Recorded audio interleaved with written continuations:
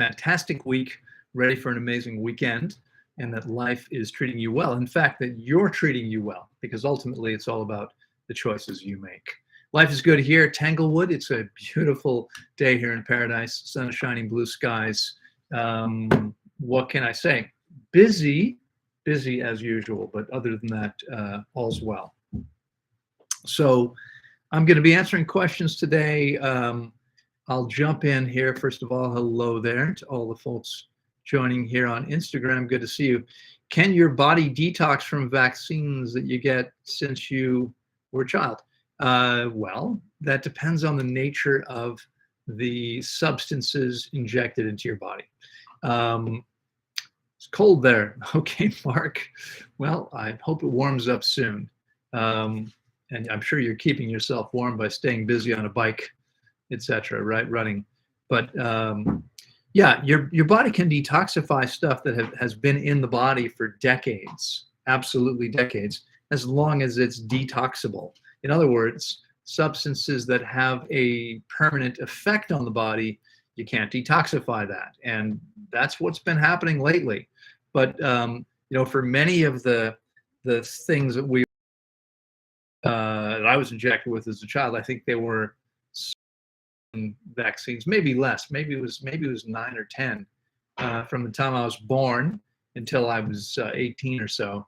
Much of that is stuff the body can detox.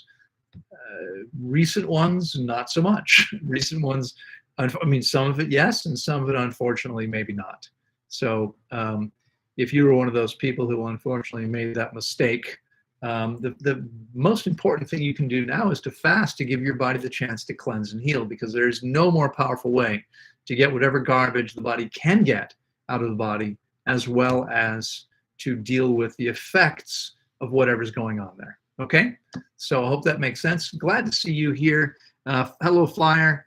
Flyer says, hi, Loren. I'm glad you have a YouTube channel. Otherwise, probably could never figure out my issue and solve them, at least for what I'm able to myself. Thank you for another live.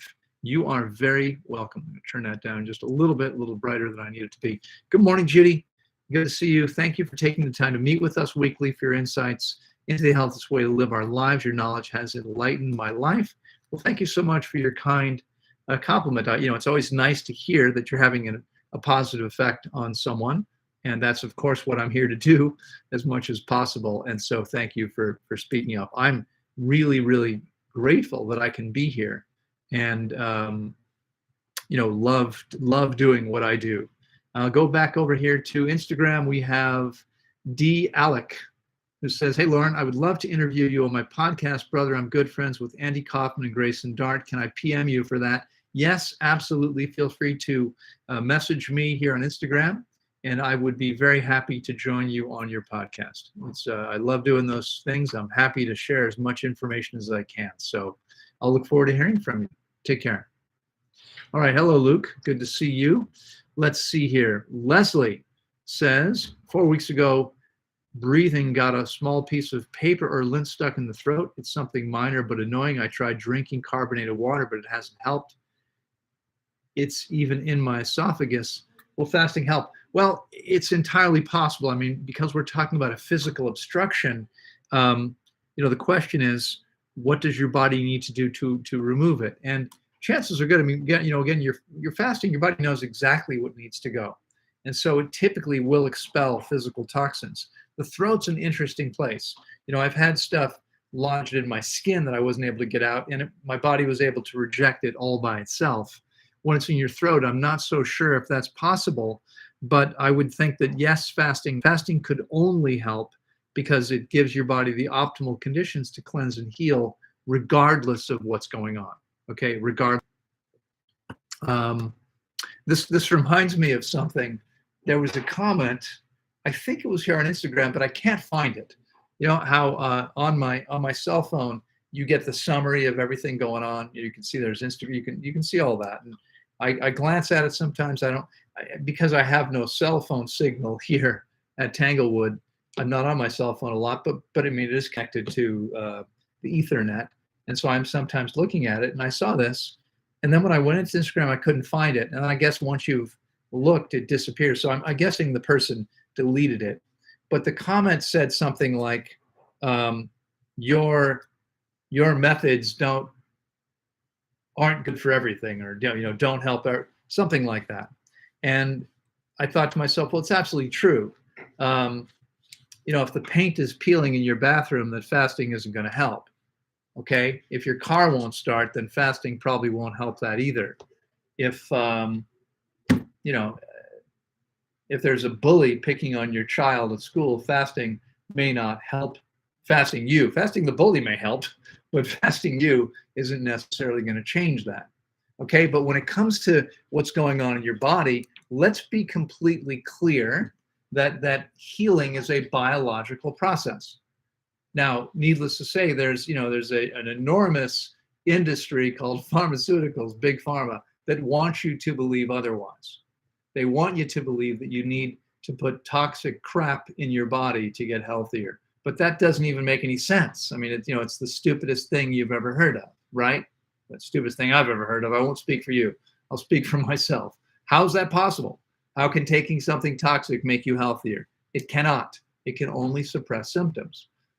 Because the body is self-healing, and fasting done properly is nothing more than intelligently getting out of the body's way.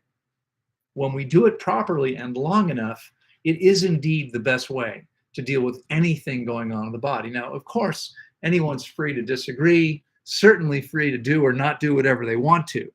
But definitely no one's going to convince me that there's a better way to heal your body, because there isn't. It's the most effective way to get out of your body's way. All we need to do is get out of the body's way so it can heal.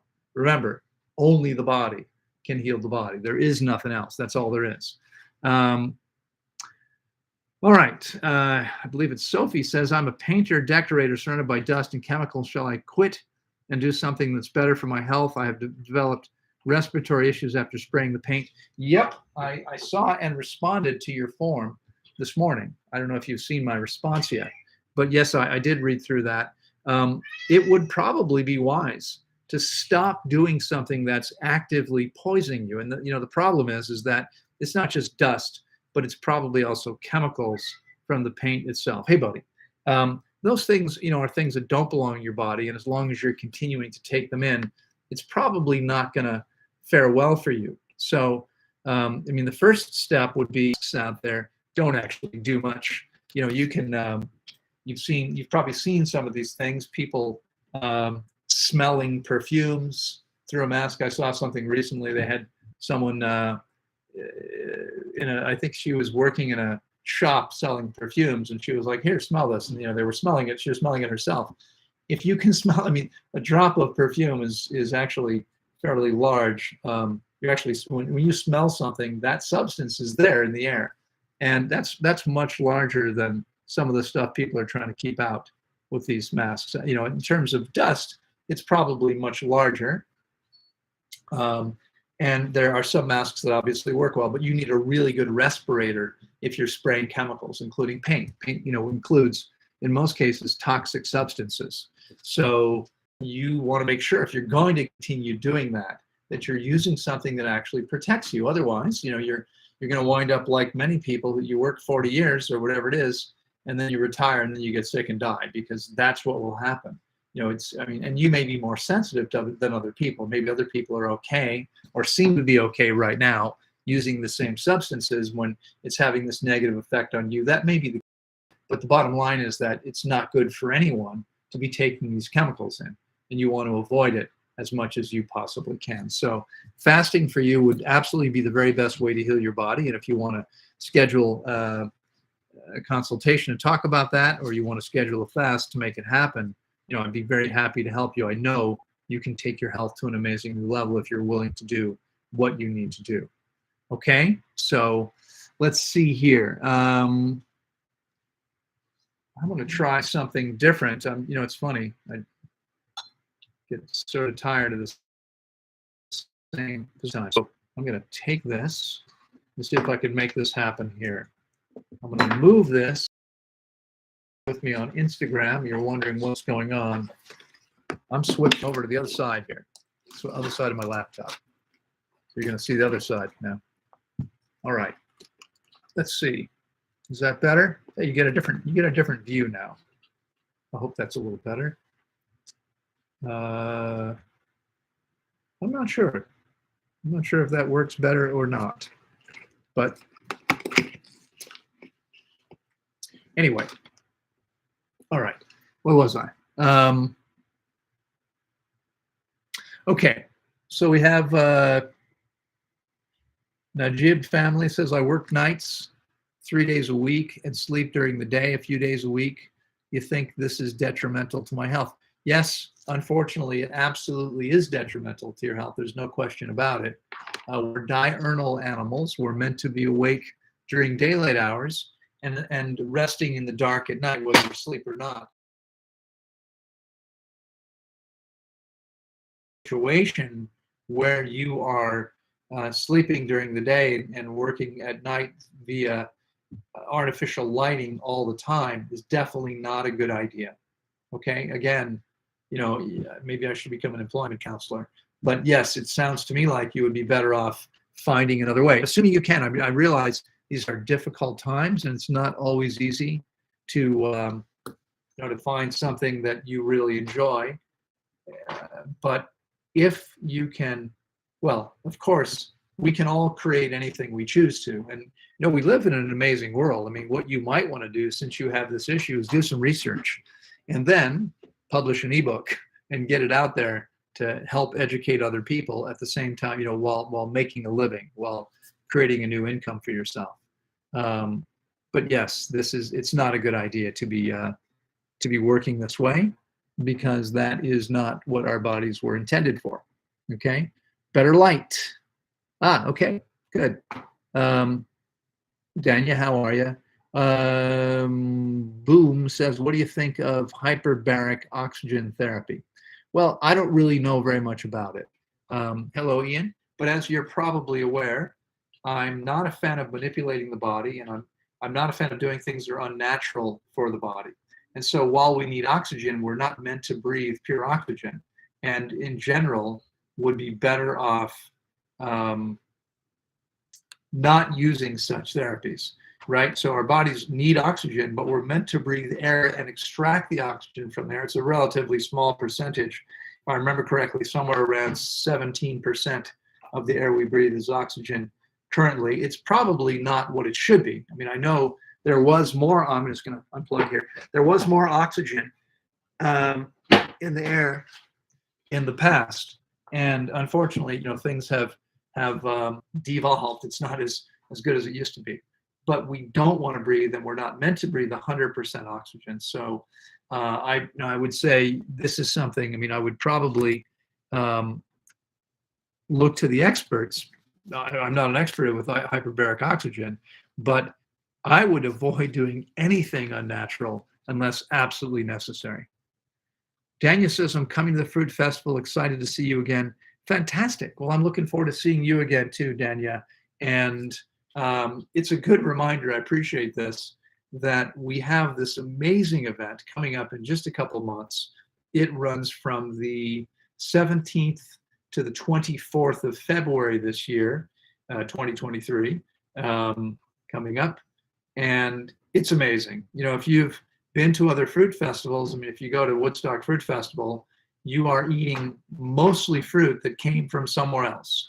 And much of it was picked way too early. And, it's fun being together with everyone, but you're not going to get the highest quality food because it's impossible to get it under those circumstances.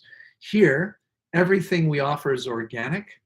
Some of it's coming from our property. We have 35 acres here and thousands of fruit trees, more than 200 varieties, because many of them were planted within the last 6 or 7 years. We're not harvesting many of those fruits yet, but we're starting to. We actually just harvested our second Champadak. We've harvested probably 15 or 20 jackfruits already. We have hundreds of jackfruits on the trees now. Unfortunately, I think they're going to be too small in February. It's going to take a little longer than that, I believe.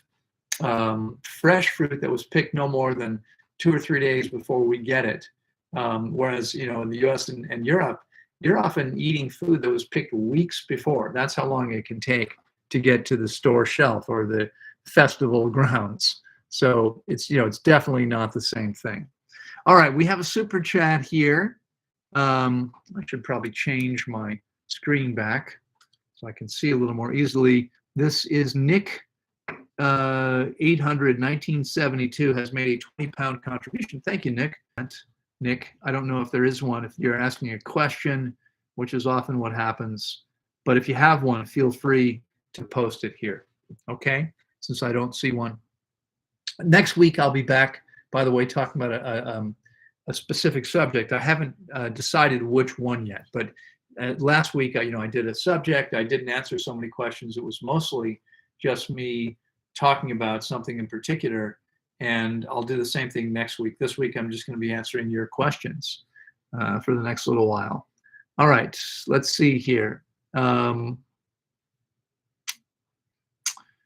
All right, Dick says, how many steps is the bathroom from the ranchitos? I'd rather be alone than share personally. I know some prefer a partner, so it's easier. Yeah, it varies from person to person. We offer both setups. If you want to be alone, we have 8 tiny cottages. We call them ranchitos. They're little wooden buildings with screen panel windows. So they're, they don't go all the way to the ground. They give you some privacy. They start at a meter or more above the ground. I think 1.20 meters off the ground, something like that. They go up close to the ceiling, and they're, it's a pretty good section. That's on 3 sides. The back is solid. We do have curtains for privacy.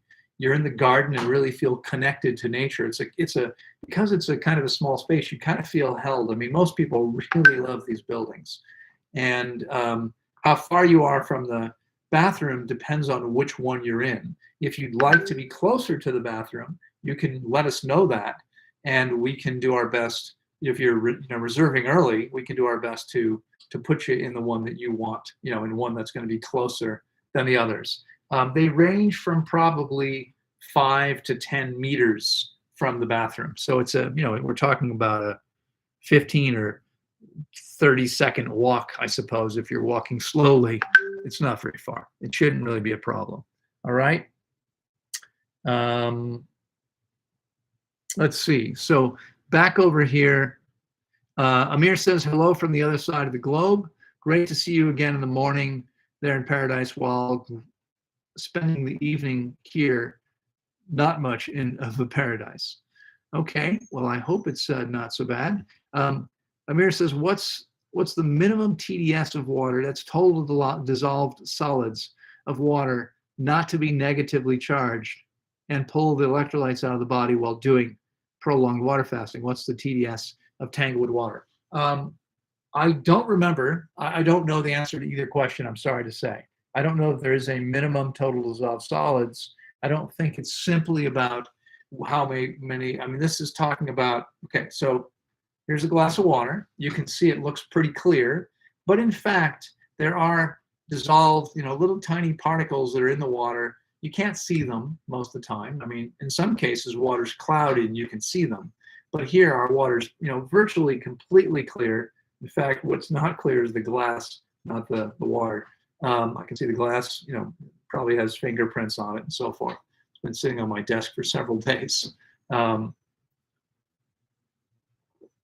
I don't know what the TDS is. It's relatively low, somewhere I think around or just under 100, maybe even 60 something, but I don't remember. And I'm not that concerned about it because honestly, there are people out there that will tell you, usually people promoting distilled water that say it should be 0.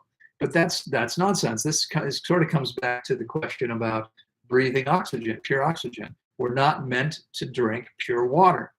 Our water in nature always contains electrolytes, always contains minerals, and that's the way it's meant to be. And again, to suggest that we should be doing something that's not actually natural to us is relatively unlikely. So yeah, we don't have to worry about that. Okay. I don't know what the answer is, but it's not a problem. All right, let's see. Peter says, hi, Loren. Thank you for doing another live. You are very welcome. Thank you again for your patience.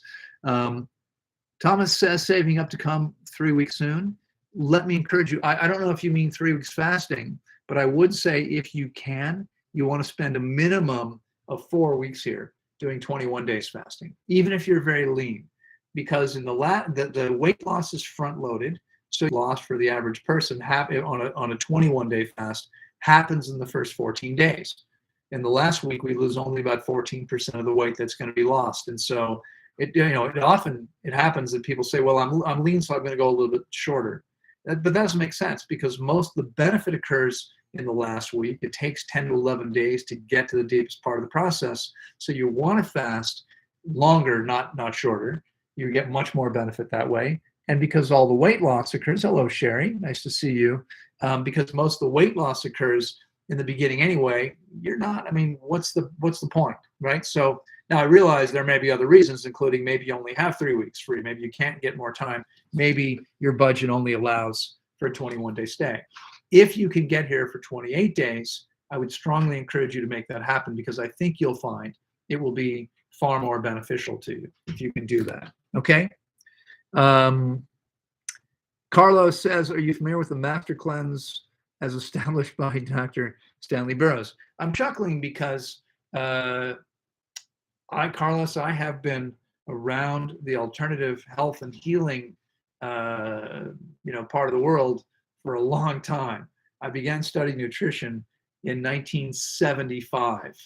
And so that was 47 years ago. There aren't too many things I haven't heard of. There are probably some, but the Master Cleanse is well enough known that, yes, I'm absolutely familiar with it. I would venture to say that maybe it helps some people a bit, but that it is compared to water-only fasting, what it can do for you is very little. I mean, it's almost laughable. What we're talking about doing here at Tanglewood is probably 1,000 times more powerful than doing the same amount of time on a Master Cleanse. Okay? And that's because it's only in the absence of calories or nutrients can your body actually go into the deepest part of the process and get the entire range of benefits that are possible. I actually had a student years ago who we had a program. It was a 17-week program that they fast. And a woman registered for it. She said, I'm very interested in your program, but I've been leading Master Cleanses for the last several years. I've done it a dozen times. Obviously, I don't need to fast. Can I come and not fast? And I said, absolutely not. I promise you, you're going to be blown away by what happens by fasting, and you can't do the program without fasting. Okay, you can't understand real health and healing until you take your own health to an amazing level. Until you fasted long enough and properly, that's never going to happen. And so she did come. She did fast 21 days. It was mind-blowing for her. Completely changed her opinion about this, as it does for everyone. In fact, what's true, and fasting is becoming more culturally accepted. There's been a lot of conversation around fasting, primarily because of intermittent fasting, right? I think the certain term is a little bit silly. I think the concept is way misunderstood. Anyone who thinks they're going to heal all they need to by simply not eating for 16 hours a day is unfortunately misinformed. But the fact is, I'm grateful to it, because a lot more people, are a lot more comfortable with the term fasting because of that. And so therefore, it's easier to have a conversation with people now. But there's really just no comparison whatsoever. Okay, there's absolutely no comparison. All right, let me see over here. We've got a question. Where were we? Oh, I think I scrolled down too far. Okay, Anjali, hello there. Good to see you. Ivona says, when I started eating raw, I could eat bananas without being tired afterwards. And after all summer on high water fruit, if I eat some bananas, it's like I have to power nap. Okay, yeah, it's interesting. And it's a very interesting point.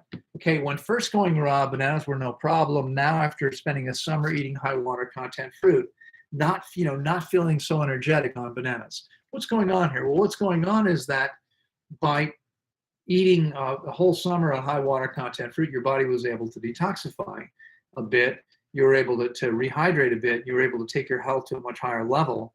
And now you notice the effect of bananas. And there's nothing wrong with bananas. I love certain varieties of bananas, not so much Cavendish.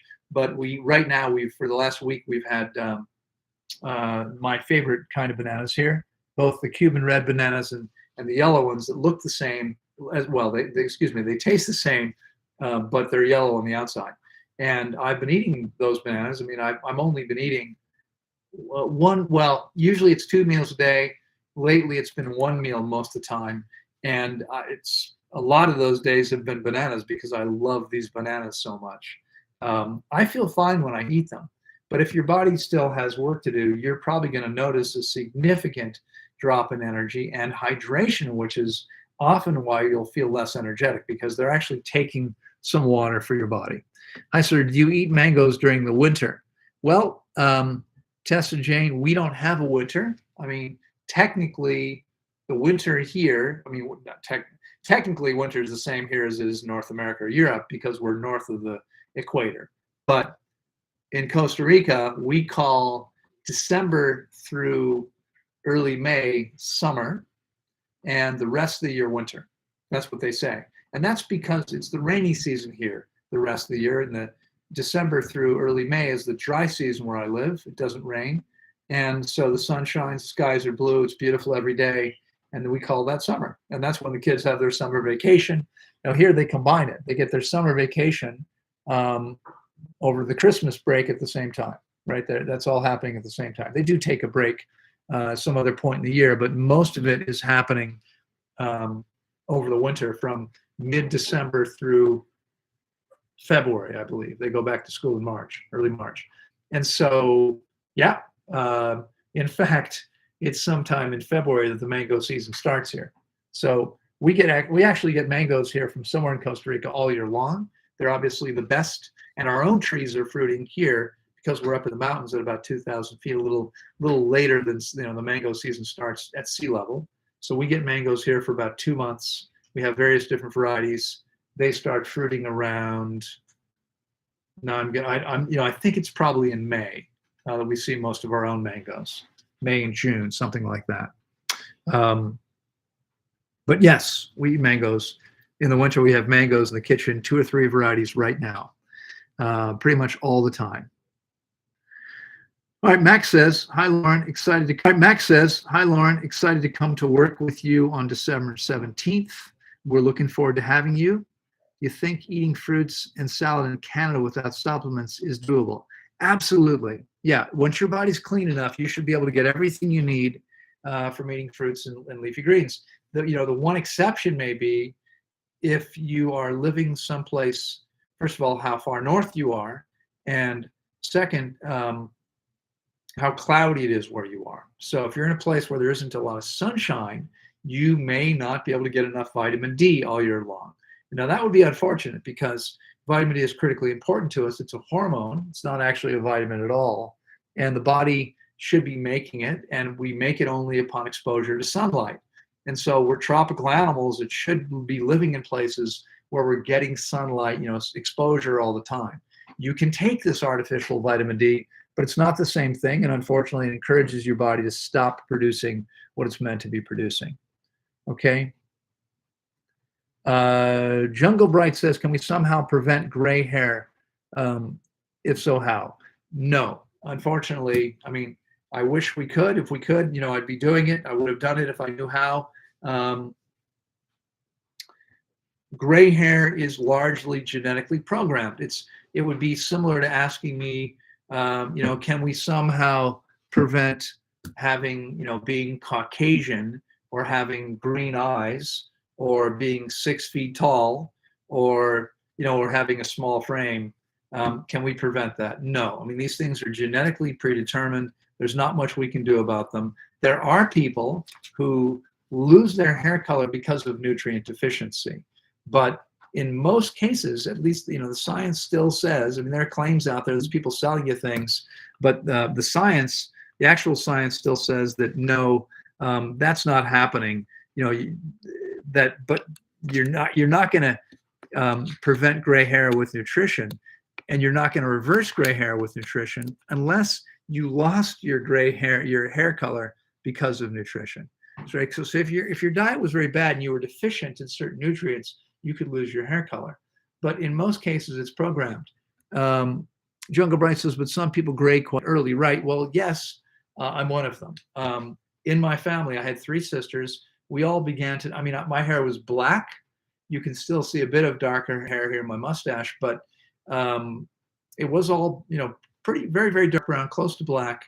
And you could really see the gray hairs, which began to form by the time I was around 11 or 12 years old. Same thing with my sisters. Okay, it's genetic. It happened to all of us. We would all pull each other's gray hair out when we were kids. And, it's, we ate better than anyone. I mean, my mother was crazy about it. We weren't allowed to eat junk food. We didn't have sugar. We had lots of fruit. We had tons of vegetables. We had salads every night with dinner. We ate better than anyone I knew.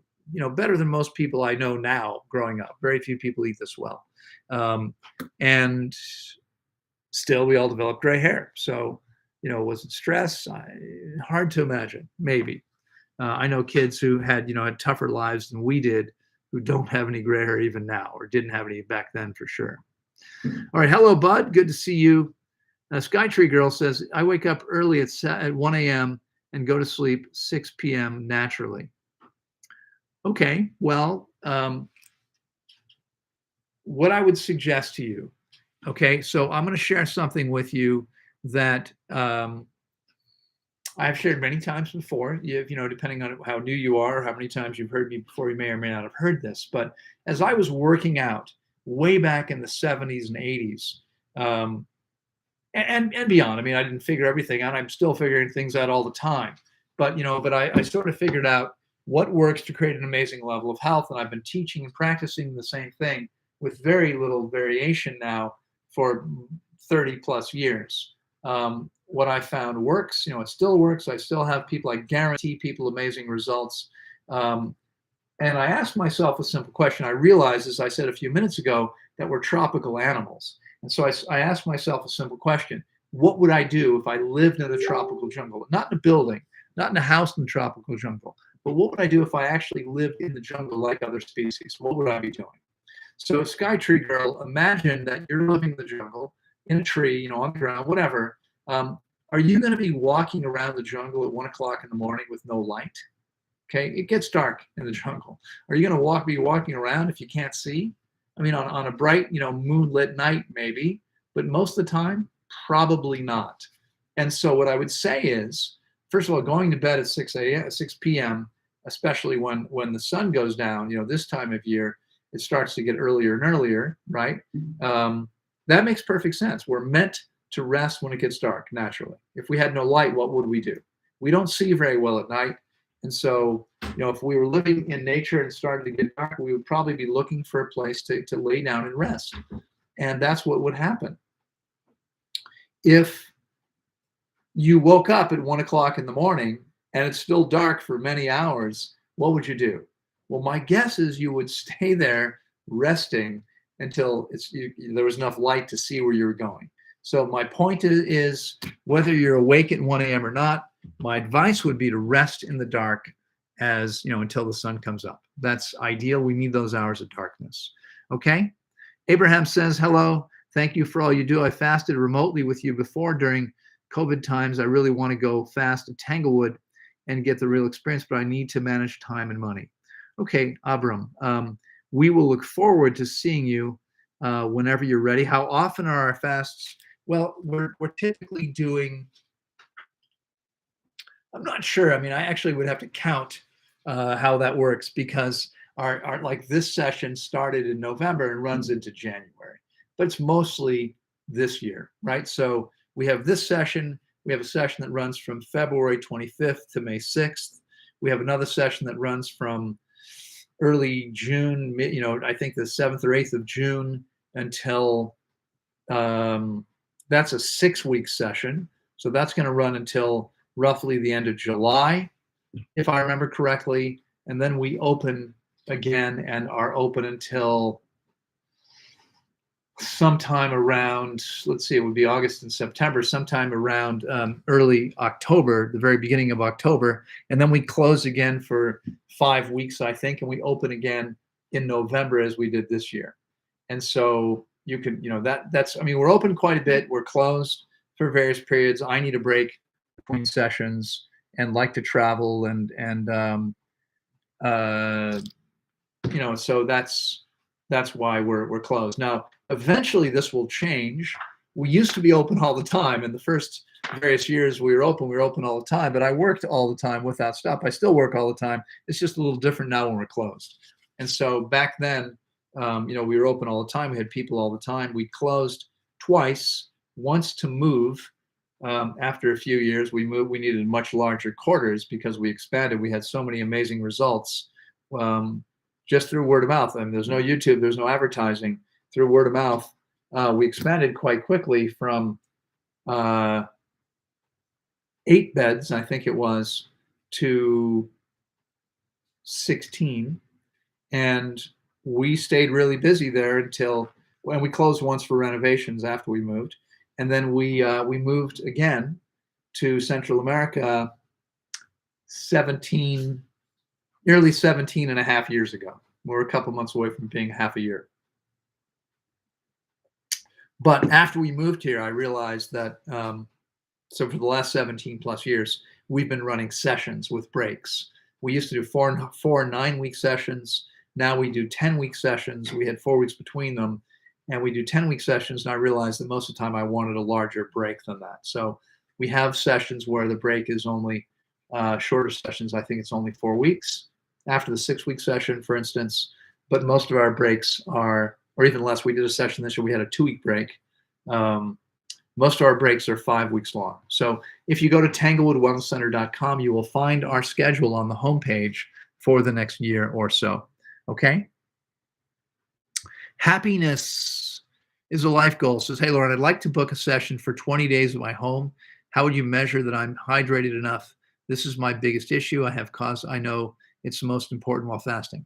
Well, we can't, I mean, you can get a good bioimpedance scale, and that gives us all kinds of information about your overall hydration. Well, what it gives us is what percentage of your mass is water. I've worked out 20 years ago how to take that information and the other information and calculate your lean hydration. But it's interesting because with a good bioimpedance scale, we can see where the water's going. We can see if you're rehydrating old waste in your colon. We can see if you're holding extracellular water, edema, inflammation, mucus. We can see if you're hydrating your lean tissue. That would be the way to do it. Now, let me say, and I said that you might have heard me say this to somebody else. First of all, I book by the week. So it would be a 21-day process. It's a 3-week fast or a 4-week process. And my advice to you would be to a 4-week process, which is 21 days fasting and 7 days refeeding. Super powerful, life-changing for most people. Less than that, quite a bit less life-changing. So if you can figure out how to take 4 weeks, that would be the way to do it. Do you recommend me buy a device with which? Yep, just said that exactly. Okay, I apologize. I'm not sure how to pronounce this. Looks like a Vietnamese name, Ng Hong, I would guess, but I apologize. I'm sure I just murdered it, and I'm sorry about that. Don't know how to pronounce Vietnamese. What was your favorite TV show growing up? I don't know. That's a hard one. Probably the Bugs Bunny Roadrunner hour cartoons, I would guess. But yeah, I mean, we didn't watch a lot of TV growing up. We were only allowed to watch like 2 hours as a family. Except on Saturday mornings. I had one sister and I that would wake up early. Whoever was up first would wake up the other one in time for our favorite cartoons. And I can't remember which was the first one, if someone was asleep, but like we'd always be up to see Bugs Bunny and the Jetsons and several others, I guess. All right, Jungle Bright says, do you believe an extensive range of blood tests is useful for assessing one's health? For example, a few months after one of your fasts. Yeah, I mean, blood tests can help us understand what's going on in the body. There's no question about it. I don't think there's any argument about that.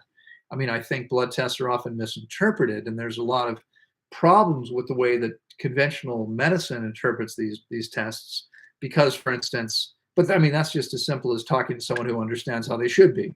You know, a conventional doctor will tell most vegans that their blood urea nitrogen's too low, that various things that relate to protein consumption, because most people consume a lot of protein. If you consume a truly healthy diet, you're getting a lot less protein, and those numbers are going to be lower. That's a good thing. Most people, if they're truly healthy, their white blood cells are going to be much lower. Okay, the doctors will tell you it's a problem because your white blood cells aren't where they should be. But your body creates white blood cells when the body's been injured in some way. And so if everything is good, if the body's clean and not injured, you should have fewer white blood cells. But again, most doctors don't understand this very well. And so, it's just a question of proper interpretation. Okay. Let me come back over here. Where were we? Okay. So I hope that was clear out about our fasts, how often they happen here. Throughout the year, you can find the information on the website. Nick says, hi, Loren, I had the jab last year and noticed that my autoimmune system seems to have been affected from having a runny nose to itchy eyes at certain times of the year. Can fasting help us? Yes, absolutely. Unfortunately, these things were intended to damage you, and they did. But the very best way you can recover your health is via fasting.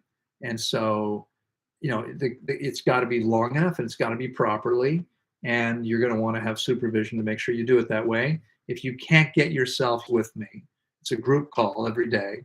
In addition to that, you get an email from me every day, you get a video every day, and the idea is to help keep you inspired, motivated, etc., educated.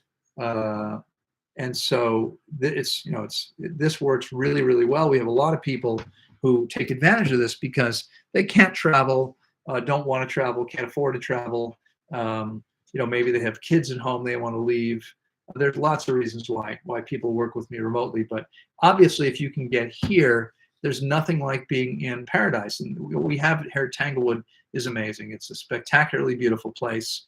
I think I shared this luxury resort, luxurious high-end resort in Spain, said to me that Tanglewood was perfect. And the same day, another client said to me that he had walked around the grounds, for the first time that day and really seen more of it. It's big, and I don't encourage people fasting to see everything, but just walking some of the grounds around here that he hadn't seen before. And he came to me and said, "This is the most beautiful place I've ever seen."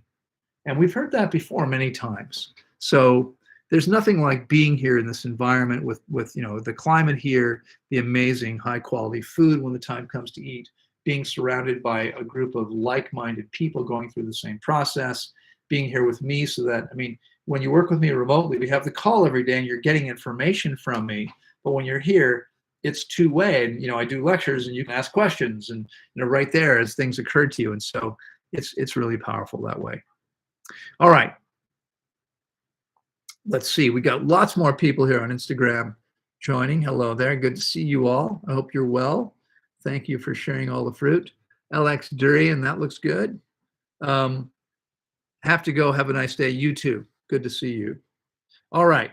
So let's come back over here to,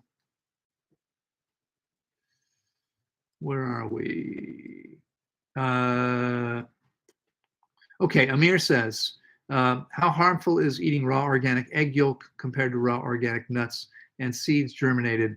Which one makes us age and die faster? Why exactly? Both of almost the same percentage of protein. Yeah, it's not just the percentage of protein. Plant proteins are far less damaging to the body. And so animal proteins, the egg yolk would be far more damaging. We're always going to be better off avoiding animal proteins as much as possible. Our bodies are not made to consume any animal proteins, and there's no valid reason to consume them. We don't have a right to. It's not good for anyone. Doko T says, hi from Indonesia. Where in Indonesia are you? Do I know you? Did I see you in Bali? I was just there a few weeks ago, as you may be aware. And I may be back before too long. I'm considering coming back in time for the durian season and coming up. I know there's durian all the time, but in January, and really getting a chance to enjoy as much of the amazing durian as possible. All right, let's see. Carrie says, what do you think of drinking a cayenne and turmeric and lemon with water in the morning? Not very much. I don't believe in consuming things that we were never meant to consume. And so cayenne pepper, capsaicin, which makes cayenne pepper hot, actually burns your tissue. It's not something we should be consuming. I mean, it's okay to drink a little bit of lemon juice, but understand that when you put anything in water that contains calories or nutrients, your body thinks food is coming and starts sending about a third of your energy to the digestive tract. So what you see me drinking is water and only water, because this is what we're meant to consume. Okay, so remember, these substances can't heal you. Your body's self-healing. You get your nutrients from food. You don't need to consume these substances, which are clearly not food. When I say they're clearly not food, I don't think, Carrie, you would ever make a meal of cayenne pepper or capsaicin, or turmeric or lemon juice, and that's how you can tell. Foods for any species are things that species could eat all by itself. Okay, so I don't think much of that. I wouldn't do that. All right, All About Feeling Good says, one day I'll make it down there for a good fast. Well, you know what? It's up to you, and you could do that sooner than later. It just depends on how soon you want to feel and function as well as possible. And I guarantee you, in writing, if you're coachable and are willing to do what you need to do, you will feel better than you felt for a long, long time. Okay? So I hope we'll see you. We'll look forward to it. What is going on there? I don't understand. Okay. There we go. I'm having a little trouble making this work today. So let's see. Back over here, there's no more comments here on Instagram, so we'll come back to you. We have a super chat here from Jenna. Hey, Jenna, how are you? Have you had success with people who have obstructive sleep apnea, even if they did not need to lose weight? Thanks for all you do. Yes, absolutely. So for anyone not aware of it, obstructive sleep apnea, when people are overweight, because when they lay down, there's actually something probably in their throat, somewhere in the airway, that is preventing the passage of air, and they wake up many times at night trying to breathe because they're not getting the oxygen that they need. But sometimes this happens when people aren't overweight. Regardless of what's going on, there's almost always something that your body can and will heal when it has the opportunity to heal. So the answer is yes, it's definitely what I would do if it were me. Thank you so much, Path to Wellness, for all the sun, bananas, mussels, and watermelon. All right, Ramon says, hello, Loren, great to see you. Hope you have a great Thanksgiving. Thank you, sir. I hope you're doing well. It would be good to see you again. Angeli says, what's your take on the Essene diet that includes all that we eat as frugivores, but adding raw milk for their B12? Well, so we have 10 trillion bacteria that live in the colon. It's 3 pounds of bacteria. It's the same size, same weight as your brain, and it's called the second brain. It's the gut biome. And that community of 10 trillion bacteria are actually making all the B vitamins every day, including B12. So there's no reason to consume animal products to get B12 when they're not for us. Obviously, if you think about this, cows make milk for baby cows. Unless you're a baby cow, and if you are, please let me know, because I'm pretty sure we've never had a baby cow listening before. But if you're a baby cow, then raw milk is exactly what you should be consuming and nothing else. If you are not a baby cow, you should definitely not be consuming milk, raw or otherwise, because it's not made for you. Okay? Only infant mammals consume milk, and only of their own species. And so we don't need, obviously, if we're not meant to be consuming something, we don't need to consume it. We can easily get everything we need by eating the diet that our bodies were meant for. The key is you have to have your body functioning properly. Okay? And the problem is that most people's bodies don't function well, so they're not getting the B12. We get the body clean and hydrated, you'll have no trouble getting all the B12 you need from your own body. All right? All right, coconut milk. Coconut milk, if you're talking about blended coconut flesh with the water, it's okay, but the problem is that when we blend something up, we oxidize much of the nutrient content, and it's not really ideal. Better would be to drink coconut water, just the water from the coconut, rather than the flesh. We don't need that. Okay. All right. Let's see. Where were we? Oh, I saw that. Marcia Muhammad says, "Hi, Loren. Is your preferred way of eating suitable for young children who are still growing?" It is absolutely perfect for children. We've had many families with children eating this way and doing fantastically well, no problem. Amir says, "Why do I feel warm, especially in the face, kind of hot flashes when I get dehydrated? Do your clients feel the same when not getting enough water while fasting, or do they feel cold? How common is it?" Well, I mean, obviously things change when we're fasting. And so like, it's not analogous. Probably what's going on for you is you're feeling hot when you're dehydrated, because when you're dehydrated, your blood volume is low. Two things are happening. A, your body can't sweat as much as it needs to if it's really hot to cool you down. And B, your blood volume is going to be lower. Your body is replacing 2 million blood cells every minute. And so if you don't have enough water in the body, your body can't replace the blood cells it needs to. Your blood, part of what your body is doing with blood is using it to help maintain, to help regulate body temperature. So if you don't have enough blood volume, you're going to have a harder time maintaining body temperature. When people are fasting, body temperature tends to fall. There can still be periods of fever, but generally speaking, temperature is going to be down. So it's, yeah, I mean, some people may feel hot under the circumstances, and some people may feel cold because their body temperature is dropping and they're not doing as good a job. Okay. Emily's right that thyroid function can also impact this, but dehydration is going to affect us in all kinds of ways. Nothing functions properly. As Emily says, hydration is key to keeping clean inside. Absolutely true. Hydration is key to doing everything, for your everything working properly. Okay. All right. Angeli says, "Thank you. Have a blessed and fantabulous day." Thank you so much. You too. Hero Alfonso says, "Hi, Loren. The hard stuff you referred to, is that backed up in the colon or small intestine? Can there be waste in the small intestine long term? Thanks." Yeah, this stuff is almost certainly always located in the small intestine. It's certainly where it's most likely. Now, think about this with me for just a second. I see I have just about 5 minutes left. I'll stand up here for a second. I'm 6 feet tall, 182 centimeters. On my relatively long torso, from the bottom of my stomach, which is about here, stomach's not down here. This is the colon that comes across. But so your colon starts in the ileocecal valve, which is here in the right groin. Okay, it comes up, it gently loops over, it comes all the way across the belly, gently loops over, comes down, comes over and out, to the anus. That's the colon. Your colon is going to be roughly the same length as your height. So in my case, about 182 centimeters, roughly 6 feet long. The small intestine starts at the bottom of the stomach, which again is about here, and it goes to the ileocecal valve. Now, it twists and turns, it's in this area behind the large intestine, all throughout here. But in that space, which is only about a foot or so on my relatively long torso, roughly 30 centimeters, in that space, there's more than 7 meters of small intestine, okay, more than 22 feet of small intestine.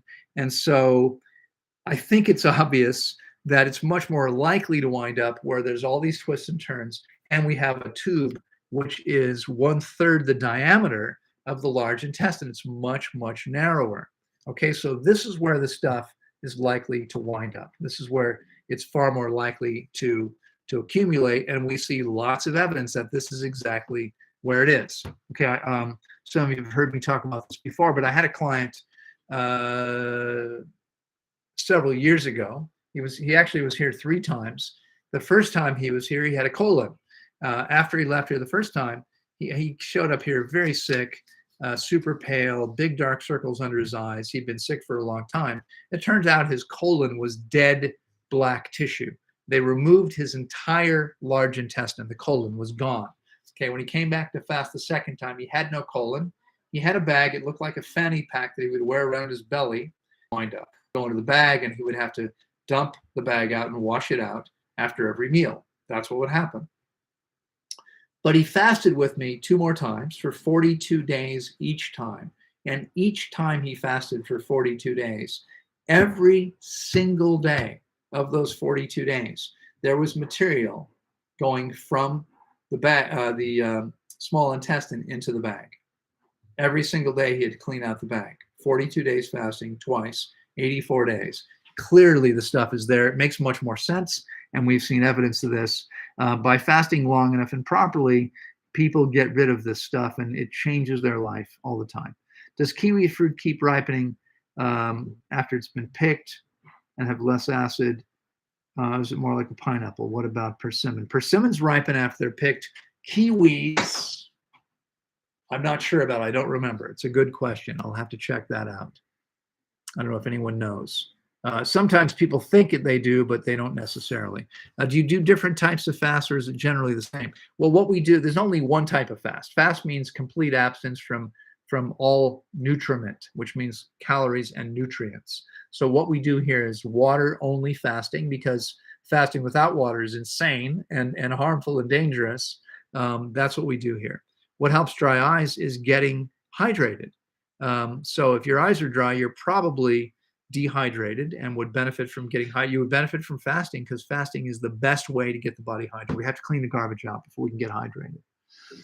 Okay, so we're just about, we're going to stop here because I have about just about 2 minutes, and I need to pee before my 10 o'clock call. So I'm going to stop here. I'm going to say a couple things before we do. I mentioned earlier, if you weren't here, our fruit festival, tanglewoodfruitfestival.com. It's an amazing event. It happens from February 17th to February 24th. If you can get here, you would be well served to get here, because it's an incredible event.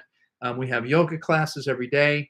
I believe we'll have 2 yoga teachers this year, as we did last year. So there'll be classes in the morning and afternoon. There'll be lectures throughout the process. I'll be giving lectures. There'll be all kinds of fun activities. We'll have a permaculture tour. We will have 2 bonfires. We have a beautiful bonfire circle. We'll have live music. We'll have an ecstatic dance. We'll spend a day at the beach. We'll spend a day at the highest waterfalls, 2 waterfalls in Central America. It's an amazing event. So if you can get here, you want to check that out, tanglewoodfruitfestival.com. Take a look. Don't forget about, if you're ready to take your health to an amazing level and want to learn as much as you can about how to do that, you can go to the academyforvibrantliving.com. And if you're interested in living in paradise, check out lascascadas.org. In addition to Tanglewood, these are all the things that I'm involved in right now, and keeps me busy. Anyway, I've got to go. I hope you have a fantastic week and weekend and upcoming week, and I'll look forward to seeing you next Friday, same time, same place. Bye-bye, everybody. Take care.